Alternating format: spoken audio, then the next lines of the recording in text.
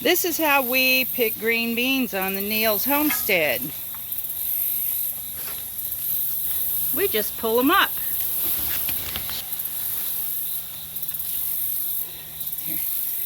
We wait till they all get a good size. You're going to have some larger ones and some smaller ones, and then we pull up the whole plant and get the grandkids to come and help, and we load them up all in the skid steer. Well, we also planted butternut squash in here with the green beans, which was a questionable practice, but the squash has vined all over the place, so I'm pretty much having to try to sort the green beans out of the squash plants. And there's one of our nice butternut squash. I think we're going to have quite a few, and when we get these green beans out of here, we'll be able to tell a little bit more what we've got. And there, I just found a nice nest of 4 butternut squash. These are my helpers who are carrying the beans out while I took a turn to pull them.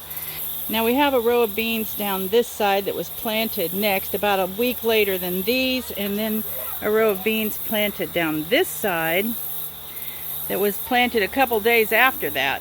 So what we're going to do is do up these green beans and see how many we have.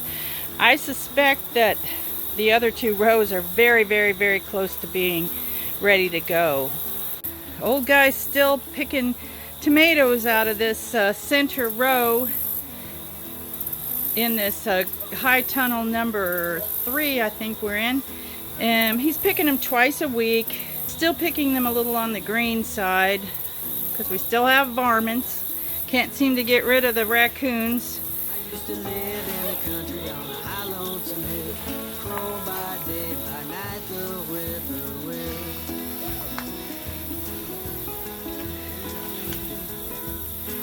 I used to live in the country on a high lonesome hill. Crow by day, by night the whippoorwill. Can you be sure that there's no one behind you? Grandpa has to go take these across the driveway. We were setting up to take the beans off the plants. What we do next is set these bean plants on the table. Make a big pile of them.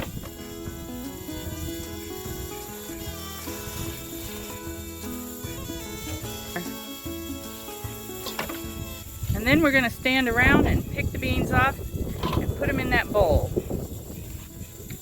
Okay guys, this is what we're going to do. When you pinch it off like that. So you take the stem piece off too, because that has to come off before we can can it. And if we can do it out here, it'll be a lot quicker. I'm going downtown with my hat caved in, coming back home with a pocket full of tin.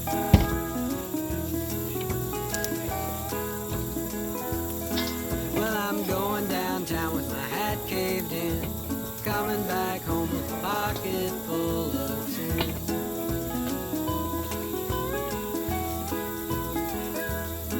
Well, I'm satisfied. And Cora came to visit us. She wants to see what we're doing over here. We've been letting her out of her pasture to kind of roam around wherever she wanted to.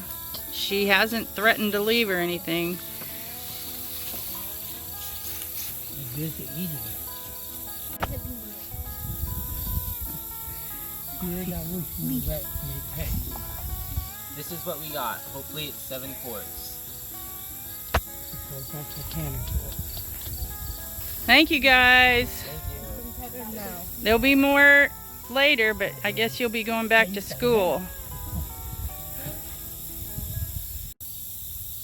This is what we have left after we pick the beans off. So I'm going to take it now and dump it on the compost pile.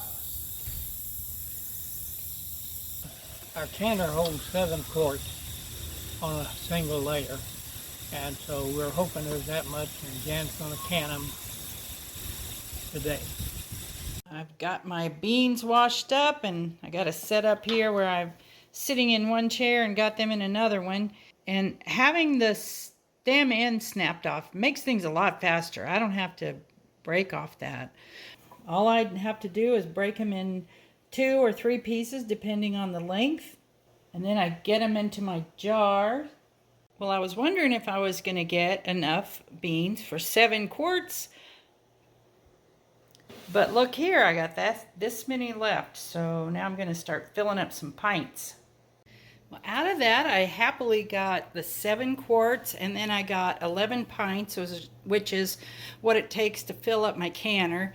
I'm going to put 1 teaspoon of salt in the quarts and half a teaspoon in the pints.